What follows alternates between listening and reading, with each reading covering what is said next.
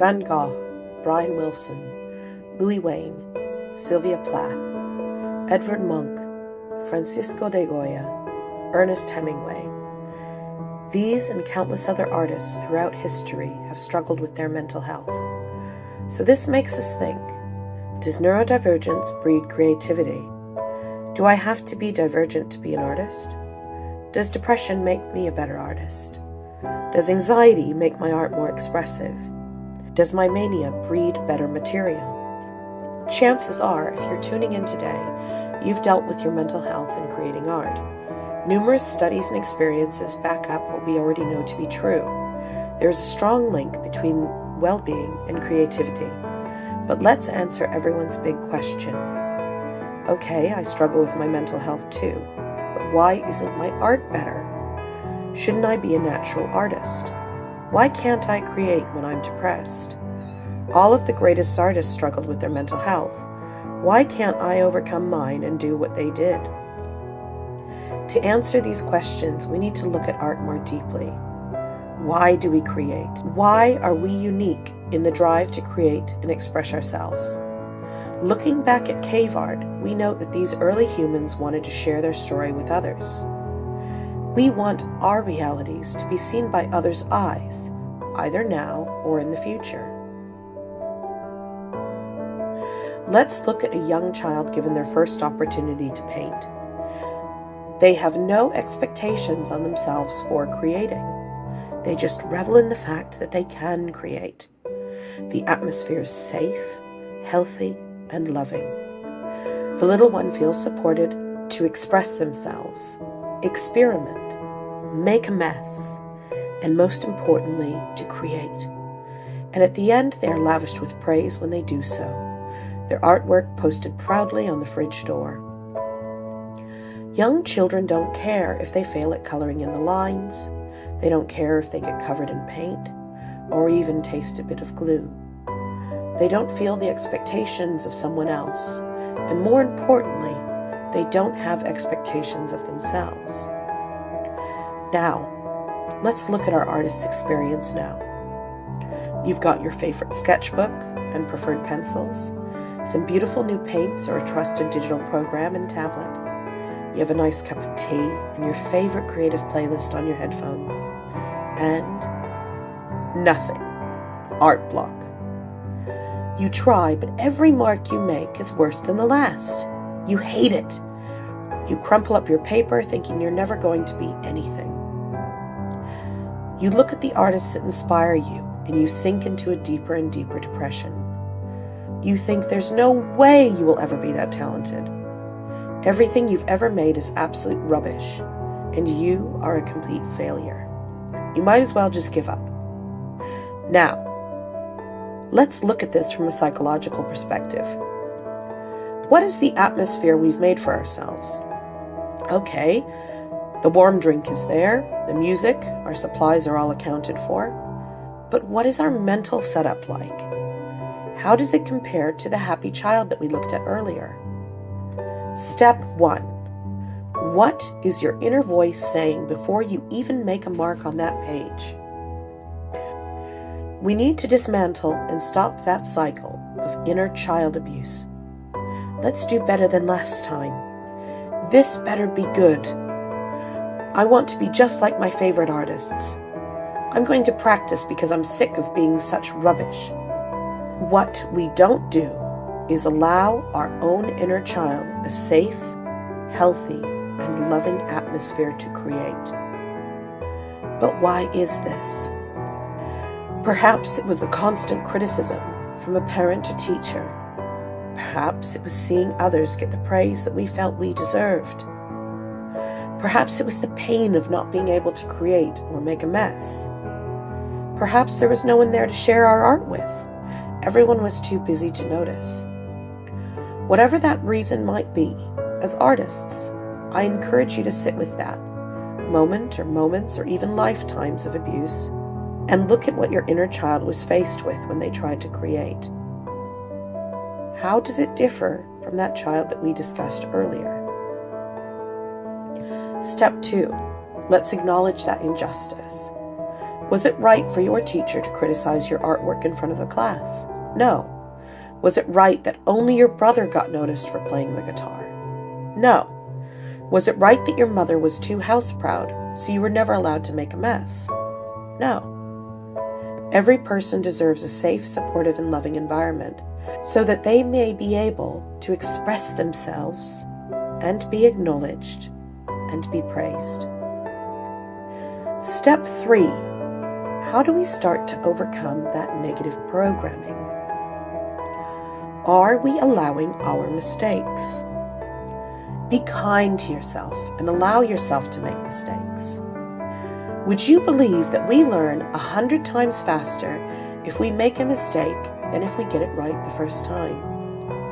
Remember, the human brain is wired to learn by making mistakes. Think about a child learning how to walk. They fall again and again, but they get back up countless times. This is how we learn. Remember, you have to make a mistake in order to learn how to fix that mistake. Take a deep breath and tell yourself, it's okay to make mistakes.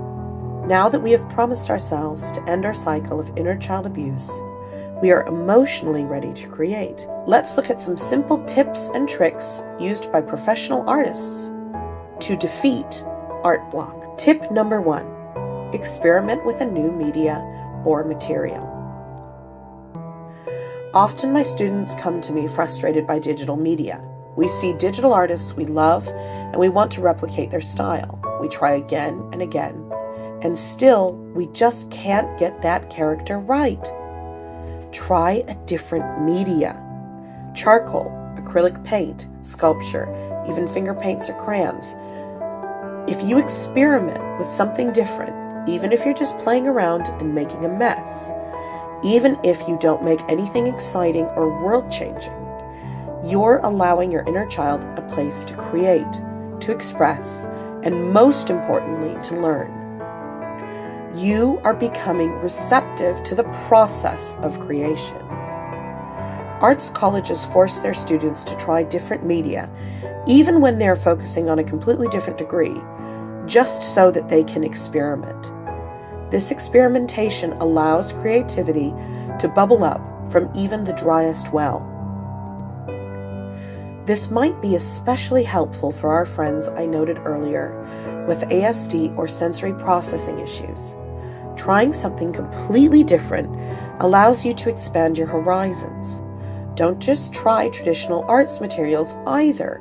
Research on YouTube. There are millions and millions of different new materials and arts and crafts out there to explore, learn, and create with. Give it a go. Tip number 2. Warm up your hands when you create. Are you launching right into a sketch expecting a masterpiece?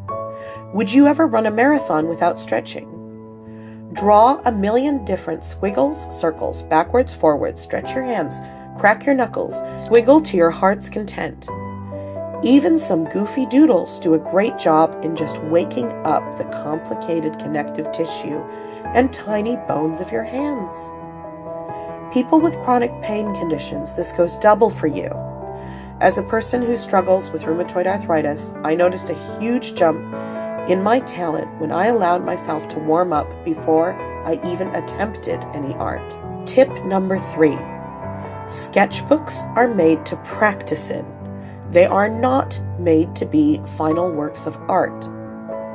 So many of us have watched videos of artists who are applying to CalArts or other degree programs that require application sketchbooks. Sketchbooks are made to learn from mistakes. They are not made to be final works of art. If you want to make a book that is a final work of art, let it be separate.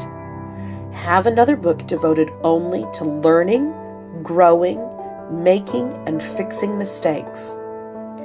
This will be the best tool in your arsenal to make you a better artist. I guarantee that your favorite artist doesn't share at least 75% of the art that they create with the public, especially when those artists were learning to develop their talents. And those artists will be the first to admit that they are still learning, still working, and still trying to do something better. There is something about their art they can't stand. I guarantee you that. And that is the best part about art. There is no end to talent, only countless new beginnings and countless new opportunities to make different mistakes and learn how to fix them. Now, my most important and final tip and hint. Tip number 4. Don't expect to run a marathon when your leg is broken. Earlier, I discussed the link between mental health and art. We see incredible artists we know who have had life-changing mental health conditions, and we wonder how they were able to create such incredible pieces of art while struggling with something so immense. But what we aren't realizing is that they lived their whole lives struggling, just as we have with our conditions. There were days that they couldn't get out of bed. There were days that they were just too far gone to create. Those days, even our heroes didn't make anything. Allow yourself to be broken sometimes. Be kind to your inner child. If your inner child says, "Not today, I'm just too sad," take that. Allow that and honor that wish. Have a bite to eat, drink some water, have a nap. Let yourself be. If you honestly believe that mental health is as important as physical health, then you should allow yourself those days off from your art. Remember, always be kind to your inner child and treat yourself as you would your best friend. You have one body, one mind, and one future that belongs entirely to you. So respect it and try your best to stop external abuse from becoming internal. Thank you so much for watching my video. Please like it and subscribe to my channel. I will be making more and more content, hopefully this year, for my not-for-profit charity, Hope House Hazels. We help exceptional children become exceptional adults by helping families through trauma, divergence, and disability. Please visit our website to find out more. Thank you so much for listening. Have a great day.